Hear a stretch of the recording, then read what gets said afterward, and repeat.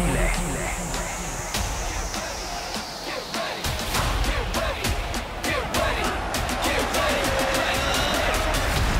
fond des filets, le podcast. On en a joué 9. Toujours pas de victoire pour le CF Montréal. 2 matchs à domicile. C'était le deuxième en fin de semaine. Il faisait un petit peu plus chaud que la semaine d'avant, Fred. On est-tu triste? On est-tu rassuré? Où tu t'en as fait un peu plus chaud. Non, mais... j'ai changé de coach. Écoute, je trouve... oui, T'étais quelques fois par match, d'ailleurs, que j'arrive, surtout le printemps et l'automne... Tu t'habilles en couche. Mais là, ça t'a pas empêché. T'as pas le petit nez... Une plug de Depends? Ben oui, ben non, mais tout le monde sait que t'as des problèmes. Non, en couche, ça parle en layer, là. OK. Voyons. Des couches. Des couches. Oui. Mais en couche, ça se dit, ça, non? Oui, salutations. Ben là, t'as-tu couché, comme dirait ma grand-mère, tu couché des fesses à l'air? Non, comment ça? T'as un petit... Ah ouais, mais ça traîne de la semaine dernière. Salutations à Raphaël Doucet, d'ailleurs, qui faisait qui est en couche? Quand on décrivait les matchs ensemble pour BPM. Il était toujours un peu surpris de voir que j'étais habillé d'une certaine manière pour l'avant-match. J'ajoutais une couche pour la première mi-temps, une autre pour la deuxième. Bref, ça finissait jamais, mais j'étais toujours confortable. Ouais, on est triste parce que c'est juste un point que t'en as 3 au bout de 9 matchs. On est heureux parce qu'il y a quand même plus de ballons qu'il y en avait sous Laurent Courtois. On est où avec tout ça? Non, mais c'est plus déprimant, non? Parce que si je suis un partisan, je me mets dans le pot d'un partisan, c'est un peu plus déprimant parce que le match contre Charlotte, puis il y a des gens qui nous traitent de jovialistes en disant « Wow, il aurait dû l'avoir ce match-là, c'est leur match, c'était la meilleure équipe des deux. » Donadel a dit « Je préfère perdre comme ça que de gagner contre Charlotte. Qui est, soit dit en passant, premier. Ouais, c'est ça. On revient à notre discussion style-résultat. Ils sont premiers dans l'Est en ce moment. Écoute, c'est un moins bon match, par contre, là, que Charlotte. C'est pas un mauvais match. Normal, il était où, Vrioni? C'est sûr, là, quand t'as pas Vrioni à faire entrer... mais Vrioni, oui. Ben, la fin du match... 20 minutes, la fin du match enflammé. Ouais, mais la semaine dernière, moi, je te disais que le feeling, en raison de la fin du match, l'entrée de Sinchuk à la mi-temps, l'entrée de Vrioni, puis t'avais plein d'attaquants en fin de rencontre, a laissé tout le monde sur un buzz de « Hey, il aurait pu se passer quelque chose, puis on a hâte de revenir la semaine prochaine. » Ouais, mais sur l'ensemble du match, le match contre Charlotte était un meilleur match que contre Orlando. C'est pas juste la fin du match. Bon, peut-être. Parce que Charlotte est une équipe qui dit « Venez-vous-en. » Adilson, Malanda, puis Privet, ils vont rester là dans la surface de réparation. Ils vont tout dégager parce que les centres sont pas particulièrement bons.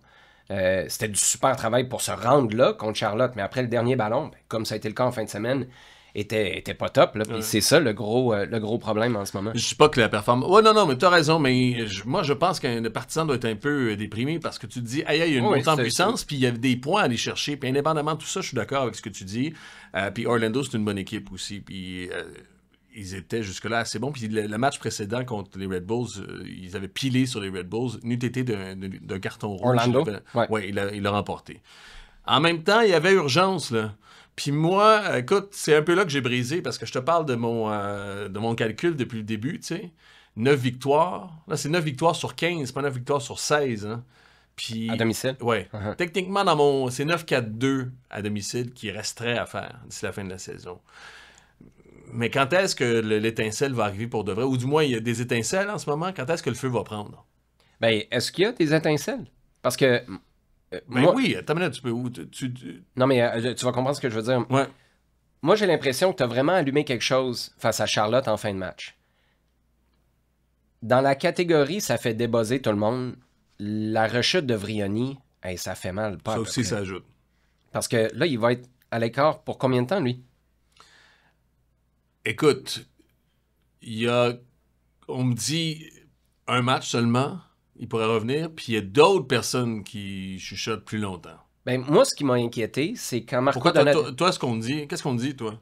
Toi, t'as l'impression qu'il va être à l'écart longtemps? Ben, non, il y a un élément qui m'inquiète. Moi, on me dit que c'est pas si pire. Qui fait en sorte que je suis pas rassuré. Je suis pas prêt à dire il va rater un match puis il va être de retour en fin de semaine ou l'autre semaine d'après. En fin de semaine aux Red Bulls ou sinon c'est en championnat canadien. Là. Right? C'est dans 2 matchs le championnat canadien. Ben, techniquement, on me dit peut-être dans 2 matchs, on pourrait le revoir. Peut-être. Mais moi, c'est quand Marco Donadel a expliqué... Comme la semaine prochaine, excuse-moi. Ouais. Les Red Bulls en fin de semaine, ouais. d'accord? Neil peut revenir. Vrioni, probablement pas. À ce que j'entendais ça. Ça veut dire qu'il commence pas en championnat canadien, là, on s'entend? Non, c'est ça. Il rentre comme... Fait qu'il est pas là. C'est un peu comme Charlotte. Il est là, puis il est là, puis pas là.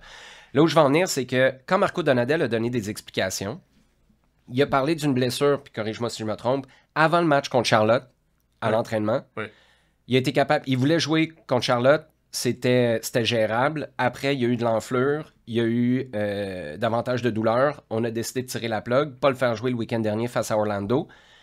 Mais le petit complément d'information, c'est... Mais on se demande si c'est un ennui préalable. Si c'est quelque chose qui traînait ou qui existait dans le passé. Moi, quand Donadel a dit ça, j'ai fait « Oh, signal d'alarme ». Puis c'est pas... jette pas la pierre à Vrioni, mais on a parlé de damage goods au début de l'année. Le CF Montréal savait qu'on allait chercher un Vrioni blessé. Ouais, mais d'une blessure, de 2 blessures, de problèmes récurrents, c'est là où ça peut devenir un méchant panier de crabes. Puis quand j'ai entendu juste ce petit complément d'information-là, ouais, ça m'a inquiété. Parce que là, je me suis dit, il va jouer quoi, 10 matchs cette année? T'sais, ça va être on-off, on-off? Puis ça, est-ce qu'il faut en tenir rigueur à quelqu'un?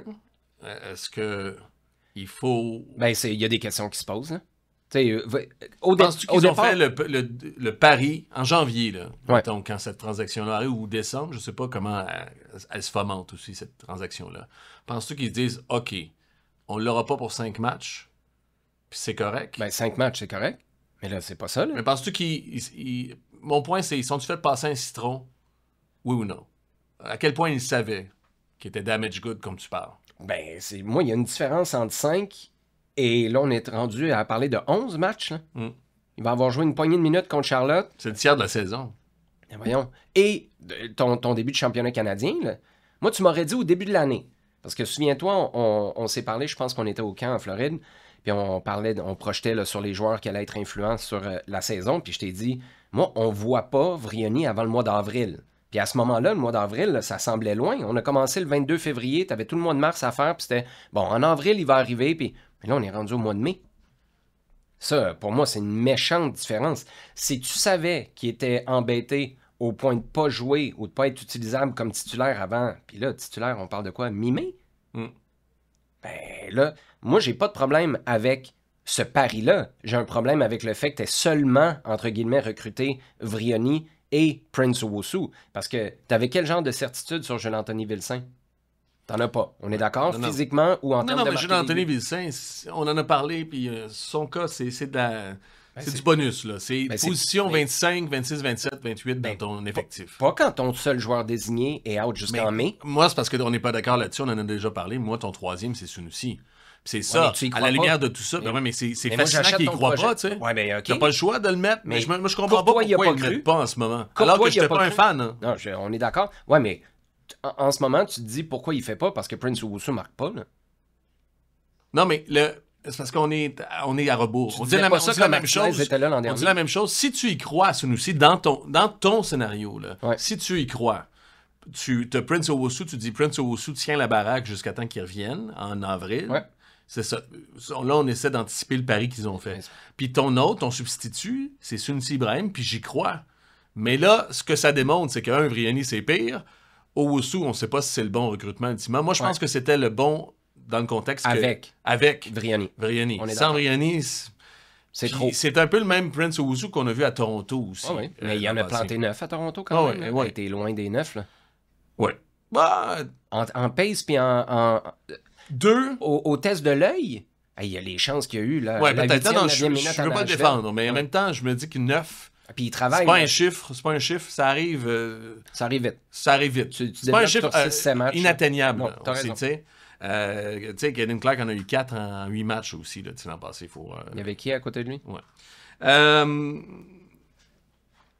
Mon point, c'est ça. C'est justement, c'est que avec tout ça, c'est ça qui devient un peu incongru. Tu dis, aïe, si tu y croyais pas, Sunusi, là, je suis d'accord avec toi. Mais moi, inversement, sur papier, moi, je trouvais que le recrutement était intéressant. Puis c'est ce que j'ai dit, puis peut-être qu'on peut se rendre là aussi, parce que c'est mon point, le prochain.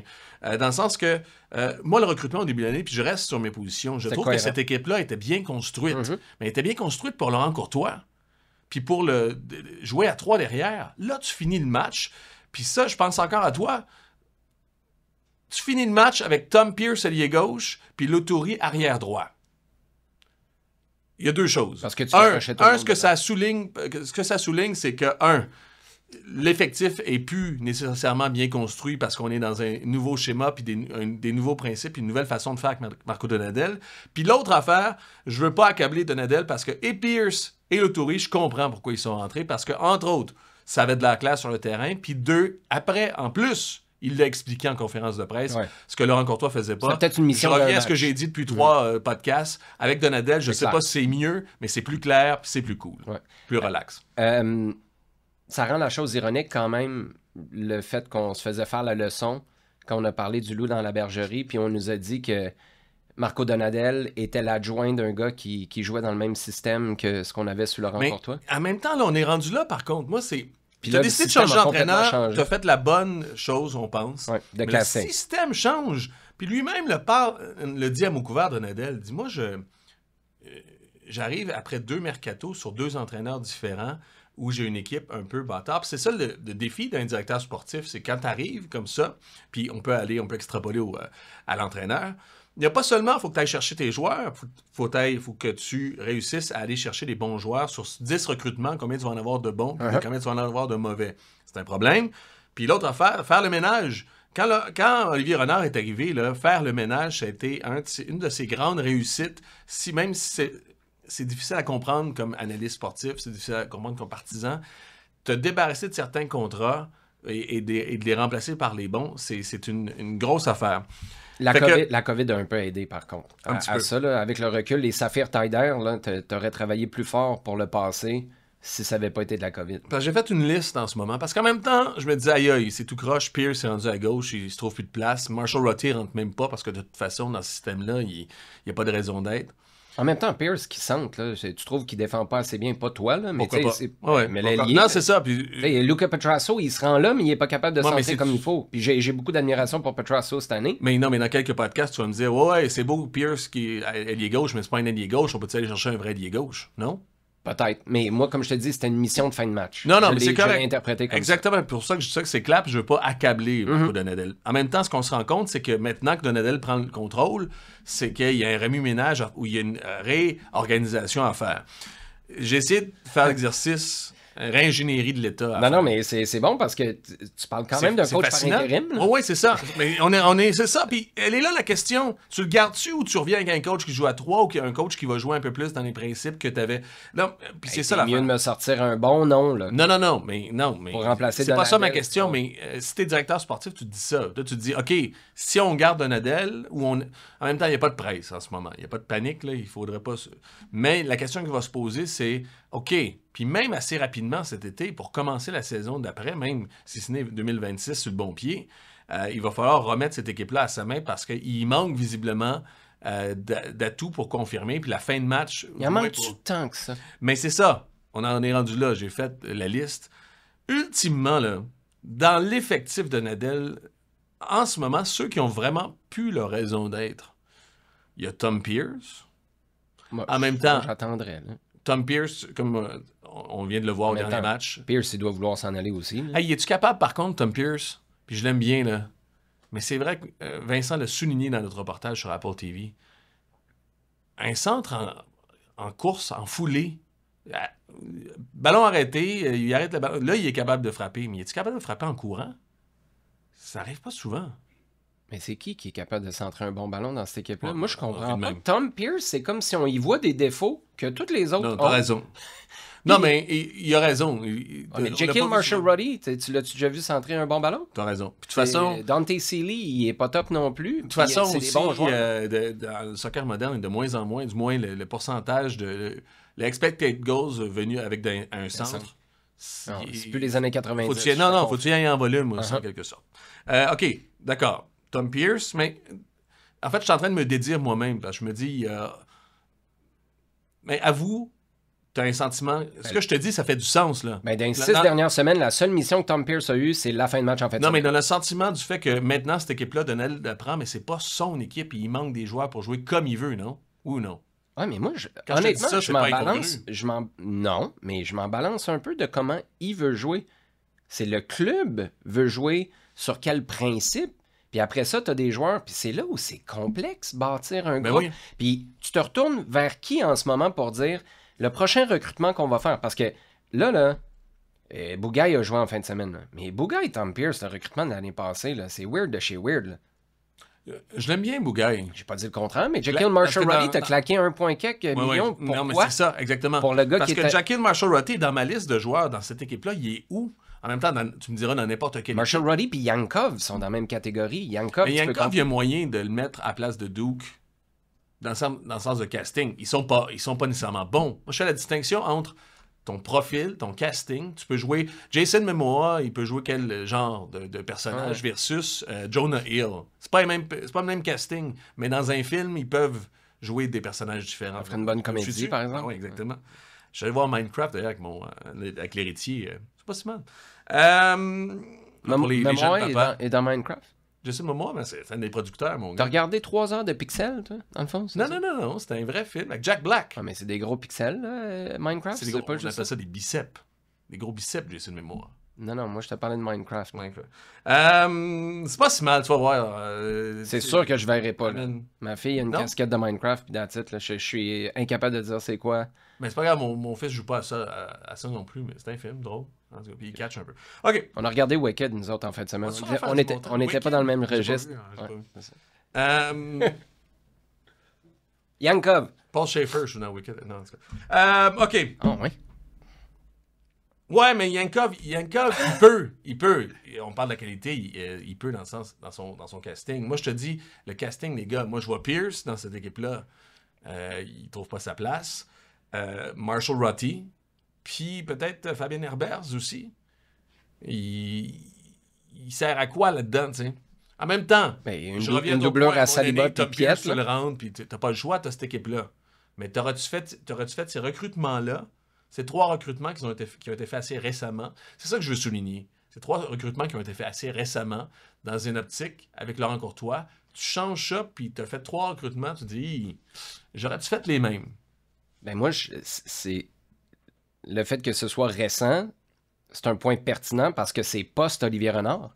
Ben oui. Puis moi, c'est là où... C'est quoi la vision pour construire cette équipe-là? Parce que Tom Pierce, là, moi, je pense qu'il y a du gros upside. Peut-être qu'il cadre absolument pas en ce moment, mais il y a un problème s'il cadre absolument pas, sachant que tu l'as recruté pour un gars... À l'été dernier, tu devais pas être super convaincu de Laurent Courtois non plus, là? Ou est-ce que c'était... Bon, on disait que c'était dans les papiers d'Olivier Renard, déjà, Tom Pierce? Peut-être, mais c'est... Je pense pas. Bon, mais fait c'est un de tes premiers recrutements post-Renard. C'est qui exactement? Pour Sinchuk, c'est très, très clair. Là. C'est Lucas Saputo qui a piloté ce dossier-là. Mais c'est là où il faut que tu te demandes est où la réflexion? Pourquoi tu vas chercher Tom Pierce? Il devrait être capable de jouer dans 2 ou 3 systèmes différents ou à des postes hybrides, parce que ça revient à ce que tu dis toujours, faire plus avec moins. Quand tu vas recruter un gars, tu sais que tu es capable de le faire jouer comme piston dans un système à 3 défenseurs ou comme défenseur latéral gauche. Il n'est pas capable de remplacer Luca Petrasso si Luca Petrasso se casse une jambe la semaine prochaine. Ben, s'il n'est pas capable, ton équipe, c'est vraiment bâtard. Parce que t'as quoi comme remplaçant pour Penses-tu, en fait, pour Petrasso? Penses-tu qu'il est capable? Ben, à 4. Voyons donc. Luca Petrasso, il est-tu si bon que ça, défenseur? Il est solide. Là. Il est un peu plus responsable que Tom Pierce défensivement, mais il est moins bon que Tom Pierce dans son service en tir offensif. Luca Petrasso, l'année passée en Leagues Cup, c'était les débuts de Tom Pierce. Il met jamais ce ballon-là sur la tête. Je pense que c'est le deuxième pour les passes clés en passant Petrasso dans cette équipe-là. Ouais, oui, je sais, mais ces passes-là aboutissent sur qui? Ouais. Moi, je pense que si tu es capable là, de jouer à FIFA 25, puis tu pèses sur pause, tu changes Petrasso quand tu arrives en tir offensif pour Tom Pierce. Moi, je suis désolé, tu as 2-3 buts. Non, mais laisse-moi finir là-dessus. Ouais, okay. Mais je pense que tu as 2-3 buts de plus cette année. Ça veut pas dire que Tom Pierce est meilleur que Petrasso. Moi, je suis un gros fan de Petrasso. Je pense que c'est un des recrutements de l'entre-saison. Mais s'il se blesse, t'as qui d'autre? Si tu veux t'en débarrasser, il faut que tu ailles en chercher un autre. Mais... C'est ça qui est weird. Oui, c'est ça dont on parle. Oui, puis de toute façon, là, la fenêtre ferme, là, je parle pas il faut changer ou ils peuvent plus jouer, puis c'est fini. Je fais juste dire que pour maximiser ton équipe, à un moment donné, il va falloir que tu aies des profils et des castings au poste dans la façon que tu veux jouer. Puis c'est ça qu'on a fait pour Courtois. Puis là, on se rend compte, en changeant Donadel, on se rend compte que finalement, on n'a peut-être pas on joue pas dans le même film, pour reprendre la même analogie. Pour c'est pas un référendum sur Tom Pierce que je veux faire. C'est ce que j'allais dire, ouais. C'est ça mon point. Puis on revient à l'instabilité, puis peut-être que je vais me faire enquête, puis les gens vont peut-être s'endormir puisque je dis ça. Mais quand, j'ai appelé le péché originel, quand tu te tires dans le bot avec ton propre gun, en te pognant avec ton entraîneur Wilfried Nancy qui s'en aille, tu crées de l'instabilité, puis tu crées une recherche d'entraîneur qui est difficile, puis tu peux pas battre pour 1000 à chaque fois. Tu t'es trompé 2 fois. Il va falloir que ça prend du temps à en retrouver un autre bon. On est dans cette recherche-là.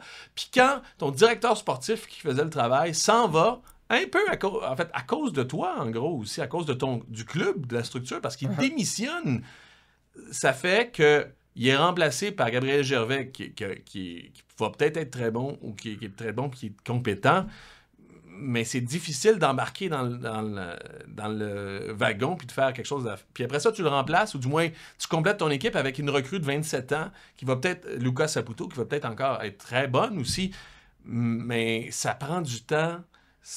Puis c'est pas facile de faire cette chose-là.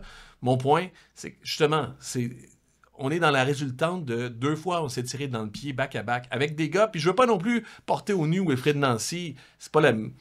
Wilfried Nancy, on a assez encensé Jim Curtin. Non, mais t'as raison, c'est ça, on peut l'encenser, on peut continuer. Puis Olivier Renard, peut-être où il y a des bons et des moins bons coups, est-ce que c'est justement le directeur sportif extraordinaire qu'il fallait jamais se départir? Peut-être pas, mais en même temps, c'était un des bons, puis en forçant sa démission, pas en forçant sa démission, mais dans les circonstances qui démissionnent, tu crées encore plus d'instabilité. C'est qu'il y a eu moins de latitude pour travailler. Là. Ça a été son commentaire à lui. Après, il y a peut-être la version du club là-dedans, mais la liberté puis les canaux de communication qu'il y avait directement avec Joey Saputo... Il y a combien de directeurs sportifs qui ont démissionné dans la Ligue dans les 20 dernières années? Bon, ça, je saurais pas dire. Hey, Olivier Renard, il faisait quoi au Stade Saputo? D'avoir un match de soccer? Ah ouais, juste de même. Y est-tu de passage une fois de temps en temps à Montréal? C'est ça que je comprends? Je sais pas, j'ai pas parlé. On a seulement pris le temps pour lui dire bonjour, puis that's it.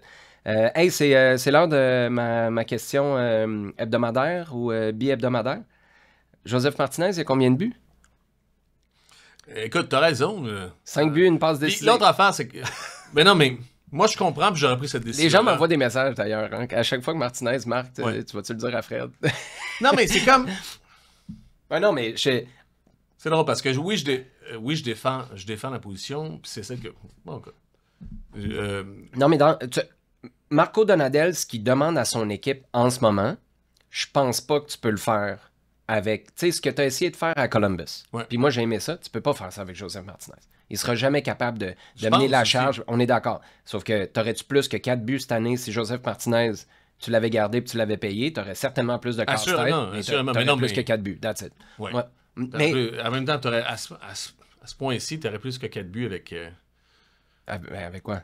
Avec n'importe qui, non? Ben là, on peut pas encenser à quelque part Prince Owusu puis dire qu'il pourrait facilement en avoir plus puis que n'importe qui d'autre. Je suis comme Alexandre Daigle. Alexandre Daigle, il avait fait rire de lui en disant compter 20 buts dans le national, c'est facile. Écoute. Mais non. Non? Non. Je vais avoir du respect pour... mais... Hey, Joseph Martinez, t'as qui? T'as Piatti? C'est mathématique. Qui ont marqué 10 buts. Hey, ils sont à combien, là? Ils sont à 13 ou 14 buts projetés? Ils ont 4 buts. Ben, c'était 12,43 avant le match en fin de semaine. Ouais, puis c'est 1 point quelque... Fait que t'es à 14. C'est ça. 14, ils ont 4 buts. Mathématiquement parlant, c'est pas incongru de penser que Owusu peut en marquer 5 d'ici la fin de la saison. T'es déjà à 7. Déjà à 7? Oh, mais il y a qui d'autre qui marque? Non, mais... C'est ça le problème? Owusu, il est capable de marquer 9. Non, mais moi, en fait, tu sais, je te taquine avec Martinez, mais je reviens, puis je l'ai tweeté sur le chemin de la maison en fin de semaine. Laisse-moi juste 2 secondes. Martinez, moi, c'était 2 choses. C'était qui tu vas recruter, puis c'est quoi ton palmarès de recrutement d'attaquant au CF Montréal ou à l'Impact, qui dit, inquiétez-vous pas, on va aller en chercher 11 de saison régulière, puis 2 de série. On va trouver ça sur le marché. Moi, j'avais un point d'interrogation, j'en ai encore un. L'autre, c'est que Martinez rendait Caden Clark et même Bryce Duke meilleur autour de lui. Ces gars-là ont eu une contribution offensive, si c'est pas statistique, dans le cas de Caden Clark. Ça a disparu, là. Puis je reviens tout le temps avec le Martinez puis Clark, c'était 1 + 1 = 3. Clark a complètement disparu. Clark est un... Ben... Le contre-argument, 2 choses. Rendait Clark meilleur. Clark, il peut-tu se rendre meilleur un peu lui-même? En combinant avec qui? Il va faire des 1-2 avec Prince Owusu? Parce que tu passes de 10 à 0 là aussi, là, non? Ben là, tu peux pas me dire que Prince Owusu, c'est un bon recrutement, puis tu y crois, puis tu j'ai pas dit ça. zéro. Non, j'ai pas dit ça. Attends une minute. 2 choses. Non. Fais-moi pas dire ce que je dis pas. Une chose, tu dis, il rendait Clark meilleur. En même temps, le Clark, il a baissé, il a déboulé les marches, là. Il faudrait qu'il prenne l'ascenseur de Donaden à un moment donné, là. Okay. Clark, il sous-produit, là. Ouais, mais qu'est-ce qui faisait que Clark était bon l'année passée? Ton point est bon, là. C'est que oui, il serait meilleur avec Martinez. Puis oui, il y aurait peut-être probablement des buts cette année. Mais en même temps, qu'il y ait 0 points cette année, c'est un peu aussi consternant. Puis il faudrait regarder dans sa cour un peu. Attends, on continue à faire jouer Bryce Duke. Ouais. Il y a 8 ans plus tard, en MLS, il y a 20 passes décisives, il y a 3 buts, je pense, en arrière. Ouais, mais Clark a eu ses... On parle de stats. Non, mais je sais, mais Clark a eu ses occasions ou non? Cette année? Faut-tu qu'il joue mieux? Comme latéral gauche. C'est pas juste systémique, mais à la première game. Ben après ça, il a joué à gauche, puis là, Touri a été changé. Ça, c'était il y a 3 matchs. C'était à Nashville, ça? Ou, ouais. Un match plus tard? Pourquoi tu dis ce qui fonctionne pour Tom Pierce ne fonctionne pas pour Caden Clark? Il aurait pu en marquer 1 ou 2, Clark, cette année. C'est ça mon point. C'est toi là, qui me fais dire des affaires. Comment ça, ce qui fonctionne pour Tom Pierce ne fonctionne pas pour Caden Clark? Tom Pierce, moi, je t'ai dit, c'est un centreur. Tu l'as mis allié. Pas de problème avec ça. Ton problème avec lui, c'est qu'il défend mal. Ben, fais-le jouer plus haut sur le terrain, puis sa seule job, quand tout le monde est dans surface de réparation en fin de match, c'est centrer des ballons. Parfait. Tu joues sur ton arme atomique. Moi, ce que je reviens... Puis c'est là où Vrioni, puis le pari que tu as pris, puis ceux que tu n'as pas pris après, parce que Vrioni, si tu sais qu'il n'est pas disponible pendant une dizaine de matchs, là, je suis désolé, il faut que tu en recrutes un autre. Parce que tu viens de prouver par les actions de ton coach précédent et du coach actuel que tu crois pas en Sunusi Ibrahim. Il y a quelque chose qui marche pas. Et je te rejoins, là. Ça, c'est extraordinaire. Attends, mais attends, je veux juste conclure, là. C'est que les parce qu'on parle de Martinez. Ouais, mais les déplacements. Tu sais, Martinez, là, il foutait le bordel, il laisse passer entre ses jambes, puis ça libérait de l'espace pour Caden Clark, qui en ce moment a pas du tout. C'était un pied sur le gaz, un pied sur le break. Est-ce que Caden Clark en a dans sa cour de responsabilité, puis il faut qu'il travaille mieux? Je sais pas, je connais pas les détails de tout ça. Mais la réponse est fort probablement oui. Mais est-ce que c'est un casting qui fonctionne, ce que tu lui demandes, puis ce qu'il est capable de faire autour de Prince Owusu? On est d'accord. La réponse est non. Point, ce que tu dis, parce que c'est comme si Donadel les faisait marcher. Oui, 4 buts, 4 passes en 8 matchs ou en 9 matchs. Là. En fin de saison dernière. En fin de saison, Caden Clark. Avec Martinez. D'accord. Puis en grande partie, ce que j'entends de ton présupposé, c'est que Martinez faisait faire ça à Clark.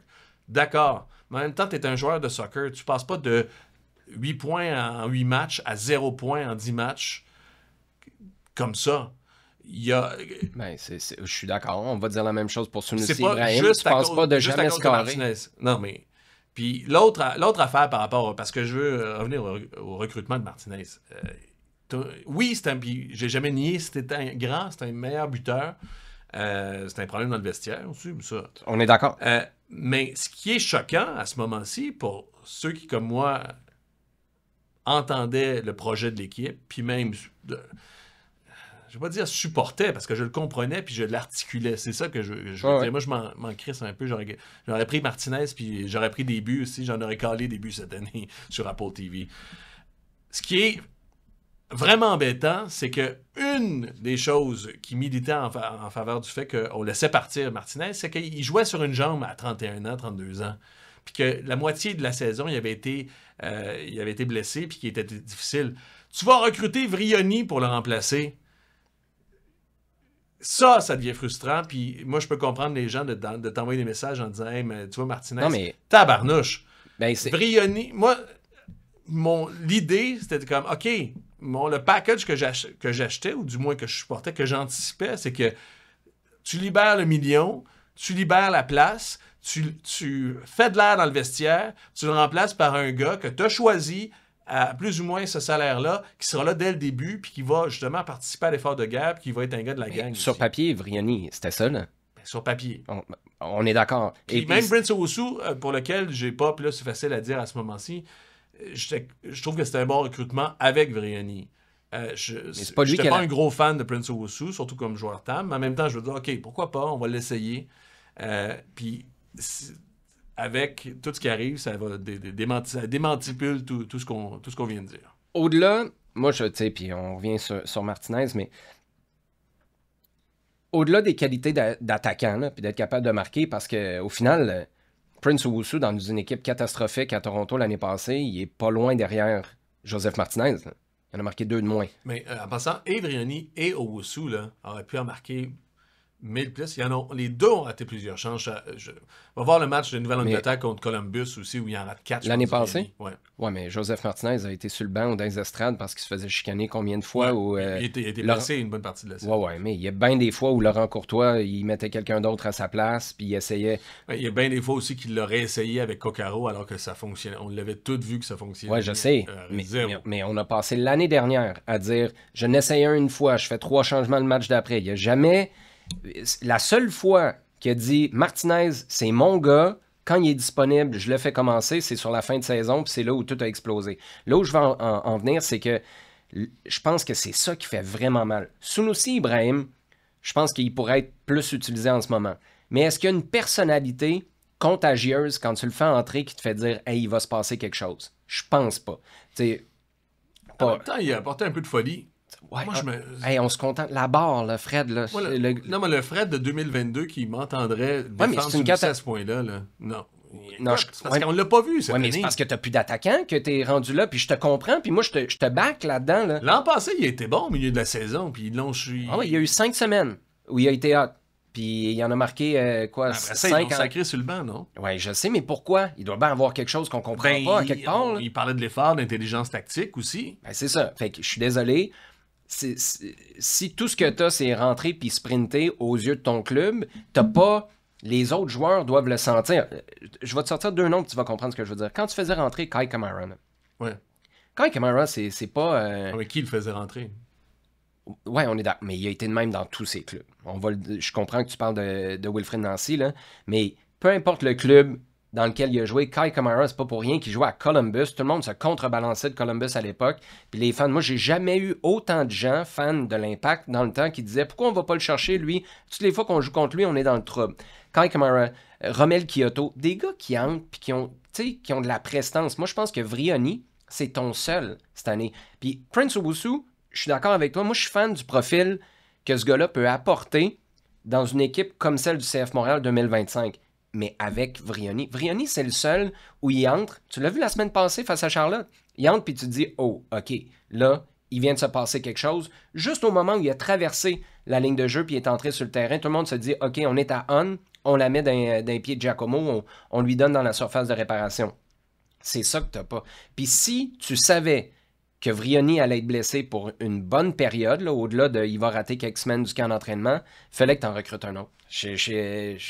Puis peut-être un plus vieux, je sais pas quel genre de profil, ou peut-être un méga projet. Mais Jules-Anthony Vilsain, c'est un projet qui aboutit plus ou moins. Sunusi Ibrahim, c'est un projet de la 4e phase. Traînait en bois mort. Moi, en même temps, c'est parce qu'on dit la même chose qu'on est Rangen, on vient 1000 fois sur la même affaire, mais moi, ce que je te dis, t'as raison. Mais t'as pas raison dans le sens que sur papier, au début de l'année, je me disais, c'est correct, là, il y en a 3. Puis il y aura un 4e en backup avec Vilsain. Il y aura. Mais c'est pas toi et moi qui ont décidé de ne pas le faire jouer. Non, c'est ça qui est à ce moment-ci de la saison, le cerveau explose. Puis t'as raison. Puis je reviens. Martinez, c'est le meilleur attaquant probablement de l'histoire de la MLS. Mais as-tu vraiment fait le pari de pogner un gars damage good pour remplacer Martinez? En même temps, peut-être, mais ça fait partie des growing pains de ton nouveau directeur, de ta nouvelle structure sportive que tu t'es auto-infligé parce que je suis pas certain qu'à sa 4e année d'existence ou 5e année d'existence en tant que directeur sportif, Olivier Renard fait ça. Où il y a peut-être... On gagne peut-être pas non plus la coupe, tu sais, tout est relatif, là, mais l'instabilité, là, Montréal est dernier. T'es dernier. t'as toujours pas gagné malgré le changement d'entraîneur. Le petit bémol très personnel. Pour moi, le contenu puis le fond de jeu sous Marco Donadel a rien à voir avec ce qu'il y avait sous Laurent Courtois. On va voir si ça dure. On a parlé de tous les changements puis les expériences qui sont faites par Donadel.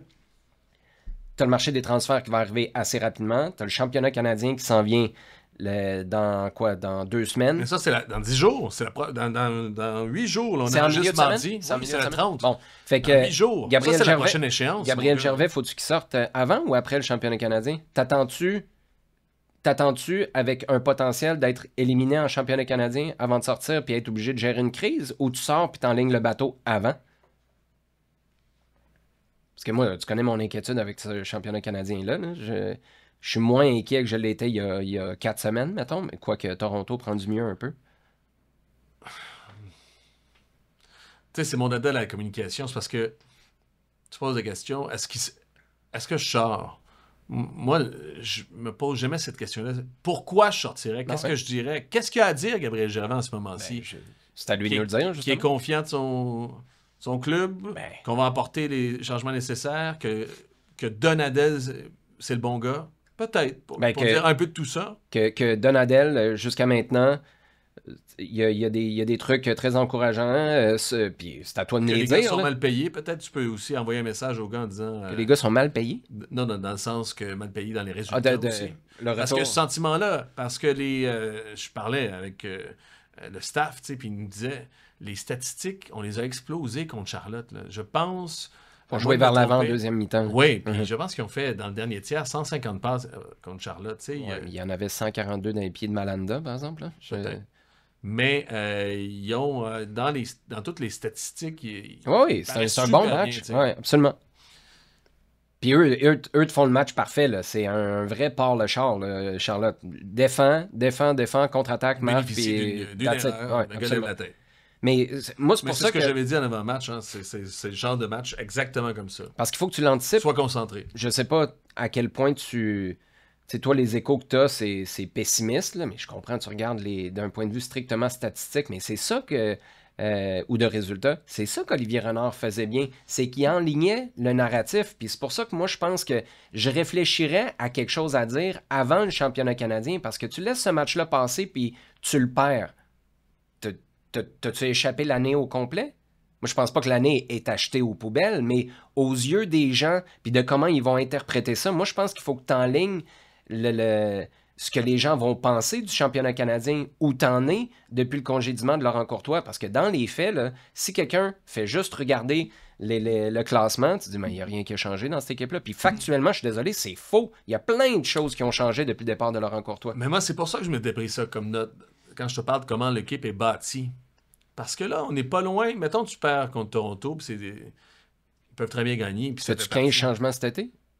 Mais même, c'est ça l'idée. Ah ouais. Là. On n'était pas loin de l'année de transition parce que d'un point de vue mathématique, ça commence à être tough. Puis là, justement, qu'est-ce que tu veux? Offrir du spectacle? Te préparer même déjà pour l'an prochain une fameuse année de transition que je pense que le club ne sera pas prêt à dire, mais qui ont visiblement, dont ils ont visiblement besoin. Parce que nouvel entraîneur, direction sportive verte, recrue, ou du moins qui apprend. En même temps, attends, c'est super intéressant ce que tu dis parce que pourquoi le monde ne serait pas capable d'acheter ça? Hey, le Canadien de Montréal était allergique à un rebuild. C'était quoi, Bergevin? Là, un reset sur le fly? C'était quoi? Bon, ils ont assumé leur projet, le Canadien, puis en ce moment, ils sont en play-off. Y a-t-il quelqu'un qui s'en plaint? Mais c'était assumé. Pourquoi tu pourrais pas le dire? Puis tu sais quoi? Là, je vais me contredire moi-même, mais c'est là où ça justifie de ne pas avoir re-signé Joseph Martinez. Parce que Joseph Martinez, ça t'attache t'as des menottes pour cet été. Mais là, cet été, peux-tu aller chercher ton kid ou ton joueur qui va être bon en 2026, puis tu lui donnes une moitié de saison, fin 2025, pour préparer l'année de Coupe du Monde, où là, ça va être le méga... Tu peux pas être en reconstruction en 2026. On est d'accord là-dessus?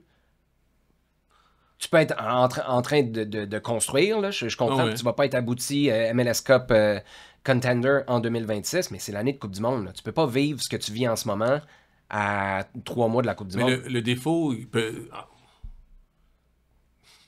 Puis c'est pour ça que... Ce sont des termes aussi, parce qu'en même temps, il y a moyen de virer la barque un peu plus rapidement aussi. Mais c'est ça que je te dis. C'est quasiment un cadeau. C'est ça, exactement. Il faut que tu le fasses là cet été. Là. Et c'est là où je te dis, spin-le. Tu sais, là, on est en train de découvrir ce qu'on a et ce qu'on n'a pas dans l'effectif. Puis c'est encore, oui, une transition depuis l'arrivée de la nouvelle structure, un nouveau coach, Marco. On aime beaucoup ce qu'on voit. C'est sûr qu'éventuellement, dans le futur, là, on va devoir s'asseoir puis on va décider ce qui est le mieux pour le club, qui est le mieux pour Marco. Mais on est en train de prendre des notes, puis cet été, on va tout de suite commencer à bouger si on a besoin de le faire. Pourquoi? Là... Pas pour faire les séries en 2025, tu le dis pas de même, là, mais surtout pour te préparer pour 2026, parce que l'an prochain, c'est une année de Coupe du Monde, il va y avoir un méga buzz entourant le soccer en Amérique du Nord, puis on veut en faire partie. Mais tu dis ça au lendemain de Toronto, t'en as planté 3. Puis t'es out non, mais... Pour ceux qui aiment le bleu, blanc, noir qui nous écoutent, là, tu peux-tu arrêter de dire on va perdre contre Toronto? Non, mais non. À chaque fois que tu parles du championnat canadien, tu dis Toronto, ils vont perdre contre Toronto. Jason DiTullio. Je vais te répondre ça, parce que Jason, je n'aurais pas dit qu'on va perdre contre Toronto. C'est bon, t'as raison. Il y a une affaire que Jason n'aurait pas dit, c'est bien ça. Mais ce que Jason m'avait dit, souviens-toi, quand il a été remercié avec Mauro Biello, c'est tout le temps facile de le dire après, puis de dire, il aurait dû faire ça. Moi, je le cale là, depuis une éternité. Là. Le championnat canadien t'a dit remporter des trophées. Tu t'es un peu peinturé dans le coin en disant que c'était ton seul objectif, parce qu'il te reste quoi si tu es éliminé par Toronto? Puis ils ont fait quoi? Là? Ils ont quand même tenu Miami, Toronto. Après, en fin de semaine... RSL, ils ont gagné RSL, mais ils jouaient RSL avec carton rouge. C'est tout. OK. 1-0. Je veux dire, un carton rouge en championnat canadien est si vite arrivé. Non, mais c'est très prenant. L'autre affaire, en passant, là, pour ceux qui aiment ça lever les baguettes, là, on n'en a pas parlé de ce fameux tirage. Comment ça se fait que Montréal joue à Toronto au premier tour, à part de ça, alors que York joue contre Saint-Constant, je pense, puis Cowansville se pogne Moose Jaw? Non? C'est ça? Écoute, j'ai pas trop suivi le championnat canadien, mais il me semble que c'est les affrontements du premier tour. Puis t'as Toronto-Montréal aussi. Mais faites vos recherches. À Toronto. En tout cas, il n'y a pas personne qui a levé les baguettes, bref. Les Roses sont allés battre Toronto à Toronto. All right, les Roses. Hey, mais ça. Mais je fais juste lever le flag pour la même raison qu'on a dit 2 mois avant la fin de saison 2024. On va lever le flag pour Joseph Martinez. Ça sent bien. Puis moi, je pense que tu aurais intérêt à sortir là, ou au début de la semaine prochaine pour juste faire un petit update puis enligner le narratif sur ce qui est satisfaisant, ce qui ne l'est pas. Puis on fait quoi, là? Y a-tu des joueurs qui sont reposés en fin de semaine contre les Red Bulls pour jouer contre Toronto? Cette équipe-là a bien des défauts, mais elle n'est pas fatiguée. Montréal? Non, ça, il y a des trucs. Qui pompe l'huile? Il y a des trucs pas vraiment. J'ai pas ce feeling-là, moi, dans les fins de match. Non, je pense pas. Je pense que ça va bien. De blessés, mais je pense qu'il y a de la fatigue. Il y a des problèmes encore avec l'entraînement. Cette semaine, il y a neigé aussi. Je pense que la semaine en fait précédente, le match qui a mené à Orlando, en fait. C'est pas encore optimum toutes les conditions d'entraînement aussi. Puis avec les voyages. Mais ça. Mais non, mais c'est ça. Est-ce qu'il y a vraiment du monde à gérer? Il faut dire que c'est une très jeune équipe encore. 24.3, c'est 1,5 plus jeune que la deuxième plus jeune équipe de la MLS quand même. C'est hallucinant. Puis il y a 2 Fred qui se parlent constamment. Ils disent, si t'es bon, on s'en fout que t'aies 18 ou 39. Puis il y a un autre qui dit peut-être que ce serait bien d'avoir un... Ton chumé équatorien, là, un gars qui est passé. Il dit quoi, lui? Il dit que t'aies 18, 12 ou si tu joues, tu joues. OK? Puis il n'y a pas tard. Fait que ça, c'est une question que je ne répondrai pas aujourd'hui, mais est-ce que ça vaut la peine d'avoir 1 ou 2 autres vétérans dans cette équipe-là? Je sais pas. Je voulais le faire, puis en même temps, on le fait en fin d'émission comme ça, rapidement, mais je voulais qu'on fasse les joueurs par excellence, joueurs défensifs, les prix, puis qu'on revienne à chaque trimestre ou à chaque quart de saison, tu sais, qu'on va passer à la demi, aux 3 quarts, puis à la fin. Rapidement, là. Ouais. Joueurs par excellence. Non, peut-tu commencer par pas ça, s'il vous plaît? Tu veux quoi? Grinta? Vas-y, défensif, là, on va être d'accord. Défensif, on va être d'accord? Défensif, Campbell? Oui. C'est même pas proche, là. Grinta, je me suis mis Petrasso. Ouais. Parce que c'est un gars qui, en termes de volume... même, il pourrait être défensif, tu pourrais quasiment les switcher, ces deux-là. Petrasso, il a fait toute une job, puis Campbell est peut-être encore plus Le symbole de la Je grinta. trouve que- Après son match. J'aurais peut-être pas dit ça avant le match contre Charlotte, mais moi, le match contre Charlotte, George Campbell, pour moi, là, je parle juste de son implication défensive devant un méchant client, là, Patrick Adjemang, qui est, si tu veux une bataille physique, ça va être avec lui. Il s'est pas caché. Pour moi, c'était la performance de bataille de tranchée la plus assumée d'un défenseur depuis le départ de Rudy Camacho. C'est lui qui avait Benteke. C'est lui qui avait Rossi, même. C'est lui qui a toutes les... Quand il y a un gros autre bord, c'est lui qui est pogne. Fait que moi, je pense défensif Campbell, puis Petrasso, juste... Ouais, j'achète ça. Puis, Vas-y écoute, donc, le vas-y donc, MVP, là... Le joueur par excellence... Il est-tu pas arrivé encore? Écoute, j'ai mis Owusu parce que c'est le meilleur marqueur. J'ai mis Campbell. Ben, c'est Prince Owusu, si c'est ton joueur par excellence à la fin de l'année. J'ai voulu regarder les autres. Basé sur ce qu'il y a là. Souvent, quand je fais de respect, cet exercice-là, tu sais, je fais mes choix, puis après ça, je vais comparer aussi, essayer de voir, y a-t-il des marqueurs plus structurés, tu sais, que... Marqueurs statistiques, tu Ouais, veux dire? statistiques, puis ouais, ben, particulièrement statistiques, mais en même temps, c'est parce qu'il y a les notes, c'est pas tant statistique, là, c'est une appréciation, ça dépend du site, ça dépend de l'évaluateur, ça dépend de la méthodologie. WhoScored met le meilleur joueur en ce moment qui a les meilleures notes sur WhoScored, Dante City. Après ça, tu as Campbell, Owusu, Sinchuk et Petrasso. Puis dans les goals added d'American Analysis, que j'aime pas beaucoup comme stats, mais pour vous dire, celui qui a le plus de T'es aimes quand c'est pour Bryce Duke. c'est ça. Ouais.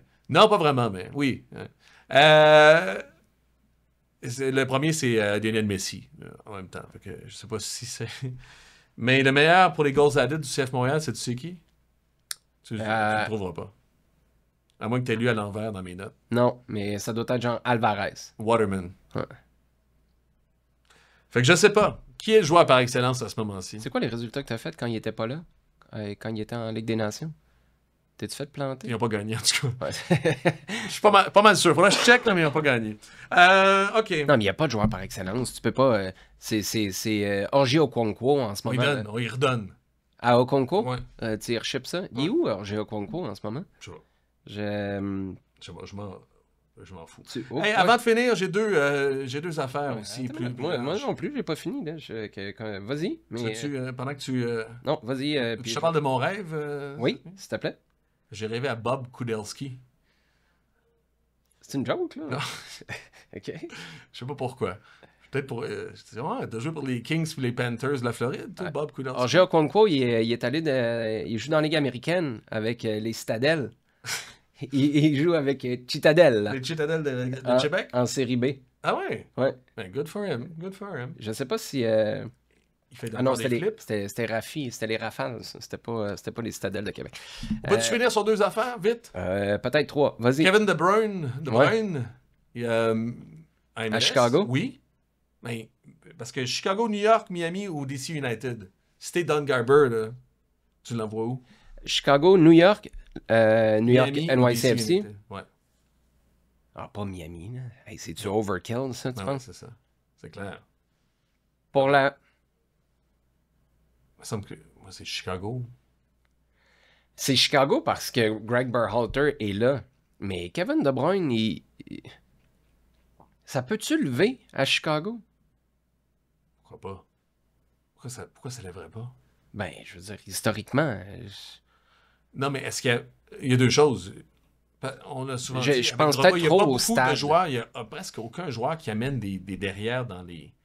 Ah, fait que tu veux dire sportivement, là? Parce que tu m'as demandé, t'es dans le Garber. Ben oui, mais si sportivement et... oui, un peu marketing, là, c'est sûr qu'un bon joueur va t'amener des gens dans les estrades. Mais est-ce que les gens se déplacent en masse pour aller voir Kevin De Bruyne? Le stade pour NYCFC, c'est... 2027. Chicago. C'est ça. Ouais. Pas 2 ans. Puis pas à DC, s'il vous plaît. Là. Non, DC. Quoique, ce serait extraordinaire. De Bruyne avec Benteke. Mais Puis c'est vraiment le facteur Greg Berhalter. Je trouve que... Mais t'imagines-tu? Avec les Zinkernagen à droite, Bamba à gauche, puis en avant... Il ferait juste s'asseoir. Il jouerait en chaise. Il s'assoit, se lève, whoop! OK, non, je vais juste dire, ça serait bien... moi, je trouve que ça serait bien à Chicago parce que demain, c'est rendu un cliché, mais le géant qui dort, ça serait bien qu'une équipe, justement, comme Chicago, qu'un marché comme Chicago traîne la ligue vers le haut. RSL qui a été vendu, 600 millions de dollars, supposément, à un investisseur local. Oui, mais ça, c'est pour un controlling share. C'est tout qui a été vendu? Pas mal, la majeure partie. Je pense que c'est pas nécessairement 100%. 600 millions avec le stade. Avec le stade, avec l'équipe de NWSL, parce que, écoute, ils ont plein d'équipes sportives. Sportico évoluait RSL, le Real Salt Lake, à 525 millions. Puis, avec le stade qui a été bâti, commence à être vieux, par contre, pour 110 millions. NWSL, c'est pas la même formation, mais Denver a une formation a payé 110 millions pour avoir une équipe d'expansion. Fait que, je vais juste dire... Puis là, tu as l'académie là-dedans, puis tu as le centre d'entraînement aussi de RSL, qui est dans le package, pour 600 millions, ce qui est rapporté. Ça a l'air un benchmark de Montréal? C'est ça que tu veux dire? Non, Vancouver. De Vancouver. Non, c'est intéressant parce qu'en même temps, moi, ce que je dis, il y a eu, je pense, peut-être pas un rabais local, mais une entente de gré à gré locale. Pour les garder là?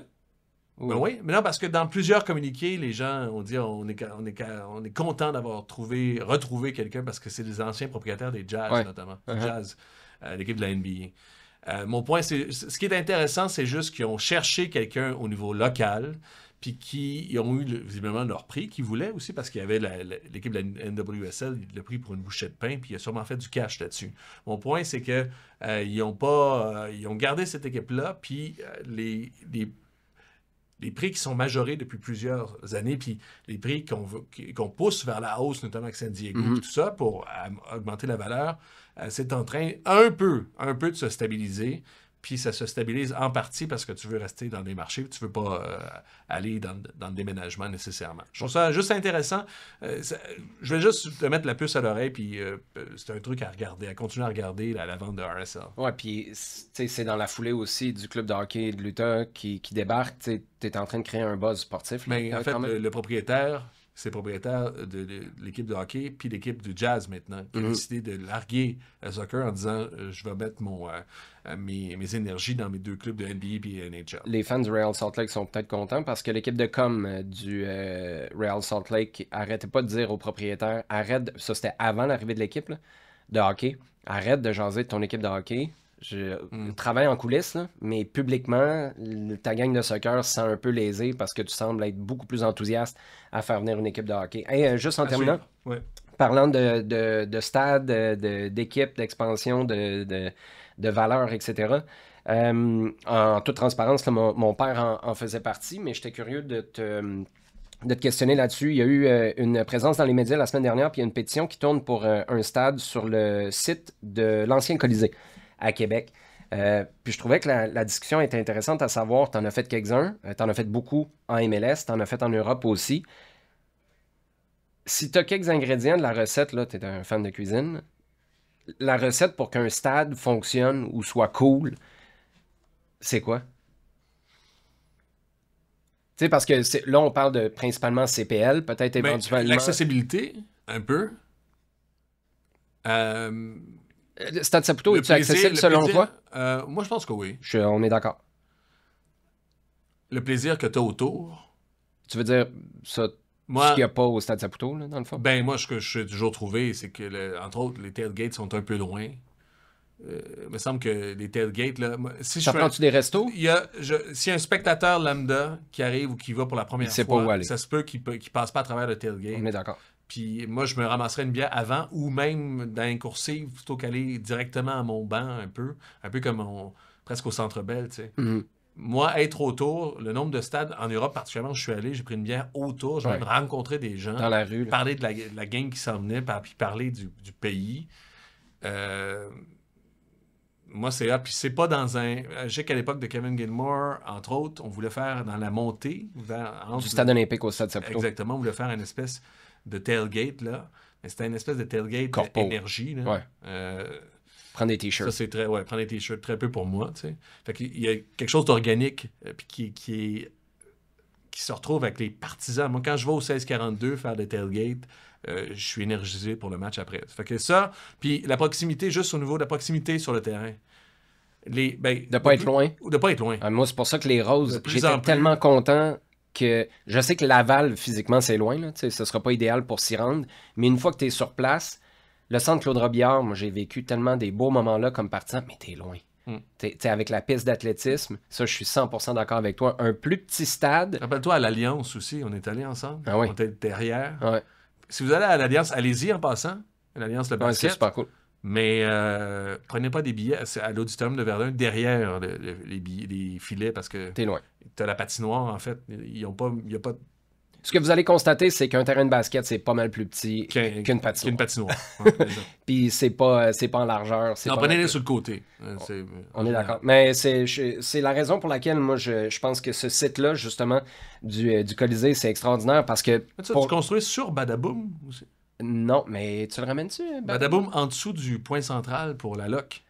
Il est où ton point central? Parce que là, tu viens de faire un geste qui semblait plus être un test médical de gars qui a 40 ans. Mais non, c'est un uppercut. Badaboum, Rafi, c'était quoi la mascotte des Citadelles? Toi, tu dois savoir ça. Les Citadelles, non. Citadelles, non? Les Citadelles de Québec? Je sais pas. OK. Mais Badaboum, non, il doit être à quelque part. C'est pas Scorbut? Non, ça, c'est la Caravelle. Ah, OK, oui. Bon. Bref, super intéressant tout ça. Si vous voulez, vous pouvez trouver cette pétition-là si ça vous tente de la signer. Et où? Tiens, on va la mettre dans les commentaires sur notre page YouTube. On peut-tu faire ça, Jacob? Ouais, puis sinon, venez faire un tour sur les médias sociaux, là, sur X, entre autres. Vous allez pouvoir la trouver. On a répondu à du monde, là? Ou on a pas ouais, ben, Jacob a une question. Moi j'en ai une question. Bob Kudelski, es-tu mort? Parce qu'il m'a visité en rêve cette nuit. Fait que, en tout cas, si Bob, si t'écoutes, si t'es pas mort, commande dans YouTube. Ancien joueur des Kings puis des Panthers. Je pense avec les Sénateurs aussi. Bon, on a une question de Jacob là, qui travaille fort ces temps-ci, mais qui a été capable, je pense que c'est le café que tu lui as apporté. Il a été capable de se remettre sur le piton suffisamment pour y aller d'une question. Exact, je suis prêt pour une question de Max. Hier, en fait, on parle de samedi, était le 9e match de la saison du CF. À la 76e minute, Orlando a un carton rouge. Tu n'as pratiquement rien réussi de concluant en deuxième demi avec les joueurs sur le terrain. Pourquoi attendre la 87e minute avant de faire rentrer des joueurs offensifs? Tu as 2 points sur une possibilité de 24. Tu n'as pas compté à domicile encore. Pourquoi attendre au lieu de se mettre all-in? Est-ce que ce point accumulé sera un game changer pour l'équipe en fin de saison? Non. Alors pourquoi ne pas y aller le tout pour la victoire? Et si tu accordes un but et que tu perds, tu pourras te dire au moins que tu auras tout donné. Je suis vraiment curieux d'avoir votre opinion à toi et Fred sur le sujet. Bonne journée. Merci pour la question, Max. Deux choses là-dedans. On m'a beaucoup parlé du carton rouge. À ce moment-là, dans notre description avec Vendrille, j'ai demandé à Vendrille, est-ce que ça va t'aider ou est-ce que c'est la pire affaire qui pouvait arriver face à Orlando, qui déjà avait fait ce coup-là aux Red Bulls la semaine d'avant. Moi, je suis pas certain qu'être réduit à 10, voir Orlando réduit à 10, ça t'aidait dans ces circonstances-là. Tu vas juste mettre plus de trafic dans la surface de réparation, puis t'as pas plus de gars qui marquent. Là. Tu lèves la tête, tu vas mettre le ballon sur qui? Sur Prince Owusu? Qui va marquer de l'extérieur de la surface de réparation, prendre un tir de loin? Un qui est game, par contre, c'est Sunusi qui est capable de... Ben c'est ça, mais ça nous amène à quand est-ce que tu que tu fais rentrer les gars. Est-ce que Donadel Puis là, c'est peut-être un peu trop machiavélique, mais est-ce qu'il y a un message que tu envoies quelque part à la direction, de dire, ben, un peu à la Rémi Garde, moi, je suis désolé, là, je crois plus en ce que je vois sur le terrain que ce que j'ai sur le banc? Tu me poses-tu la question? Ben, je pense pas. Non, moi, je vois pas ça. Moi, je vois deux choses par rapport. Parce que on a tous eu le même réflexe aussi. Souvent, une équipe comme ça, quand tu passes de 11 à 10, tu parques un peu plus le boss. Ouais. Il y a plus de densité, justement, derrière. Puis même à ça aussi, dans une équipe qui a juste 4 buts cette saison, tu ne deviens pas soudainement le Real Madrid c'est ça. ou le Barcelone. Tu tournes vers qui? Exactement, tu sais. Fait que souvent même, le nombre d'incidences où l'équipe qui joue à 11 s'enfarge dans ses propres lacets est commun, puis c'est une chose bien connue dans le monde du soccer. Ça, c'est un. Mais moi, les deux affaires que je tire de tout ça, puis peut-être que j'essaie d'être trop macro, mais c'est que si tu connais bien ton équipe, il y a un carton rouge, là, tu te retournes direct, hey, en way, puis c'est ça qu'on va faire. Donadel, quand je te parle d'instabilité, je pense qu'il a comme fait... On va checker, on va voir comment le match se replace. 11 et minutes. là, je prendrai mes décisions. 11 minutes. 76e Entre le expulsion, carton rouge puis et l'entrée. 87e, Sunusi Ibrahim entre. Il a checké, puis dans ces 11 minutes-là, il y a eu 2 contre-attaques dangereuses de Orlando aussi. Ouais. Parce que son équipe était en déroute un peu ou surstimulée parce qu'il se disait, ça y est, on est en 11 contre 10, il y a un coup à jouer. Fait que, il connaît pas encore assez bien son équipe à cause de l'instabilité puis à cause du fait qu'il y arrive. Puis la qualité aussi de cette équipe-là, écoute. Ouais, comme je te dis, tu tournes vers qui? Mm. Puis l'autre truc, c'est que tu n'as pas beaucoup de buts. J'oublie contre qui, là, quand... c'était contre Columbus. Clark touche le poteau, puis Owusu marque. C'était Ouais. Columbus, ça, Ouais. right? Mais combien de fois tu as vu des séquences comme ça? Tu as eu à DC United Fabian Herbers qui frappe le poteau de l'extérieur de la surface, mais tu pas beaucoup de gars qui prennent leurs responsabilités de plus loin. Fait que là, tout retombe sur les épaules des attaquants dans la surface. Et ça en fait beaucoup, puis ça facilite La l'adversaire. façon de marquer de loin, c'est un peu aussi comme centré. Hein, bref. Oui. Faut que tu comptes d'une certaine manière, là, à un moment donné, mais bon. Moi, l'autre affaire que je veux dire, c'est parce qu'on compare. Je pense que tu m'as parlé de ça. J'ai souvent dit en 2021, Wilfried Nancy à 1-1 contre les Red Bulls. Ouais. Il avait joué All-in. tout son all-in. Puis j'avais trouvé ça extraordinaire. J'ai dit, aïe, puis il a gagné aussi son pari. Puis en fait, il a envoyé de l'énergie à son équipe en plus. J'ai trouvé ça courageux, je trouvais ça gutsy, puis j'ai trouvé ça aussi sur le pied avant. Si j'avais été partisan de cette équipe-là, ça m'aurait donné le goût encore plus de dire « Hey! » Ouais, c'est un message à tout le monde. Ah oui, on y va, on s'en va vers l'avant, là, on niaise pas, là, on a de l'ambition. Ouais. Puis on en est là, parce que là, t'arrêtes pas de revenir, tu sais, puis t'évoques ça avec raison. Olivier Renard qui dit « Je confirme mon entraîneur, je confirme mon entraîneur. Ouais. C'est un message. Nancy, c'était presque indéniable à un certain moment. Est-ce que Donadel, c'est aussi à la lumière de ce qu'on analyse présentement? Est-ce que c'est indéniable? C'était pas indéniable. Non? Avec Nancy à cette époque-là. C'était indéniable pour Olivier Renard, puis c'est pour ça que ça avait été un statement. Mm. Parce que je suis pas sûr, moi, que la haute direction, quand Olivier Renard il fait ça, là, est-ce que Kevin Gilmore, il dit « Ah ouais, 100%, là, c'est le move que j'aurais fait. » Moi, je pense pas. Parce que mon point, c'est indéniable parce que c'était un entraîneur de qualité puis qui connaissait son effectif parce qu'il est là depuis longtemps aussi. Mais pas juste ça. Souviens-toi, Olivier Renard avait parlé de ce qu'il entendait à l'entraînement, de ce qu'il voyait comme comportement quand le coach parlait à ses joueurs, que ce soit au groupe, que ce soit individuellement. Ça, c'est des trucs où même toi puis moi, on n'a pas le privilège d'être dans ces détails-là. Puis c'est là où ça devient important de savoir il se comporte comment. Puis c'est pour ça que moi, je fais souvent ce parallèle-là, parce que ça, c'était une job de directeur sportif. C'était pas une job de fan ou de toi et moi qui décrivons le match, puis après ça, tu le regardes, tu l'analyses, puis tu essaies de juste prendre le data que tu vois qui est évident pour tout le monde. Tu ne l'entends pas, la conversation entre Marco Donadel puis Caden Clark qui dit « Regarde, d'ici 3 matchs, là, ça va finir par... » Je dis n'importe quoi, là. Mais ça va finir par décrocher. Puis là, tout d'un coup... C'est mieux. Non, mais ou 3 matchs plus tard, où le travail mental qu'il fait avec Prince Owusu, je le sais pas, mais c'est ça qui fait en sorte que tu es convaincu ou pas d'un entraîneur pour le faire passer d'intérim à permanent ou pour, dans le cas de Nancy, exercer son année d'option pour l'année d'après. Mais ça, c'est pour ça que je te dis, ésotérique, là, Gabriel Gervais, ce serait intéressant de l'entendre. Là. Mais mon point, c'est ésotérique un peu. Mais est-ce que Olivier Renard avait un background de joueur, puis il a réussi à voir ça? Est-ce que la direction sportive, avec les profils, mon point, c'est que, est-ce que c'est indéniable? Est-ce que nous, si on était justement à l'entraînement, on catcherait, puis n'importe qui catcherait, ou il faut avoir une vraie sensibilité en tant que directeur sportif? Tu es en train de dire qu'on n'a pas de vraie sensibilité? On est sensible. Non, mais ça dépend ce que tu cherches. Tu sais, Joey Saputo était là en fin de semaine. Là. Lui, est-ce qu'il fait « Hey, moi j'ai vu le match, je sais pas, là, face à Nashville, là, où c'était complètement décroché. Je le vois, là. Je le vois que le travail s'en va dans la bonne direction. C'est vraiment frustrant. Moi, je suis un gars de résultats, je suis un gars de victoire, puis ça me fait vraiment suer d'être là où on est, mais je vois qu'on est sa bonne voie. Puis j'ai eu une discussion avec Marco Donadel l'autre jour, puis j'entends des choses qui résonnent avec notre ADN, notre manière de voir les choses, notre manière de vouloir construire. Mais c'est ça, c'est en fonction de tes critères comme organisation. Olivier Renard, là, pourquoi ça avait été révolutionnaire quand il a fait ça? Parce que 2 ans plus tôt, jamais Adam Braz, ou 3 ans plus tôt, là, je me rappelle pas quand la transition s'est faite, jamais Adam Braz ou les gens en poste auraient confirmé un coach pour l'année d'après, après 3 défaites. Jamais. Ça allait contre l'ADN impulsif de victoire et, dans ce cas-là, de défaite. Mais c'est parce qu'Olivier Renard, lui, il avait une idée de ça ressemble à quoi un coach qui entraîne ou qui se comporte, qui communique comme nous, on veut que ça se passe comme organisation. Ça a changé comment? Je ne sais pas. Est-ce que c'est encore les mêmes critères? Je ne le sais pas. C'est pour ça que Gabriel Gervais, Lucas Saputo, ce serait super intéressant. Il y avait vraiment une bonne idée de ce que ça prenait. C'est pour ça qu'il a engagé Losada puis Courtois. Ah non, mais moi, attends, je t'ai toujours dit la même chose.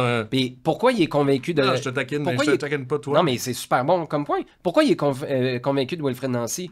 Garantie qu'il ne le confirme pas. Si c'est un gars qui arrive de l'extérieur ou qui venait d'arriver comme entraîneur adjoint, comme Kwame Ampadu, dans les bagages de Thierry Henry, il ne confirme pas Nancy au bout de 3 défaites. Garanti, c'est parce qu'il connaissait Nancy de l'année d'avant, où il connaissait, il avait réussi à sentir le profil du gars, avoir des conversations avec. Et c'est là où Marco Donadel, je pense, a une longueur d'avance parce qu'il connaît la maison, il connaît la famille, puis il y a un historique de 2015 à 2018 qui se greffe à ce qu'il vient de vivre depuis le début de l'année. Bon. Terminé? Fait que c'est ça, Max, notre réponse. Je me rappelle plus c'était quoi la question exactement. Ouais, Sunusi Ibrahim aurait pu... Bob Kuderski, es-tu mort? Sunusi Ibrahim aurait pu rentrer à la 85e, mettons, puis on n'aurait pas chialé. Pourquoi il m'apparaît en rêve comme ça? Sunusi Ibrahim? Non, Bob Kuderski. Bon, all right. Salut. OK, c'est bon. Salut.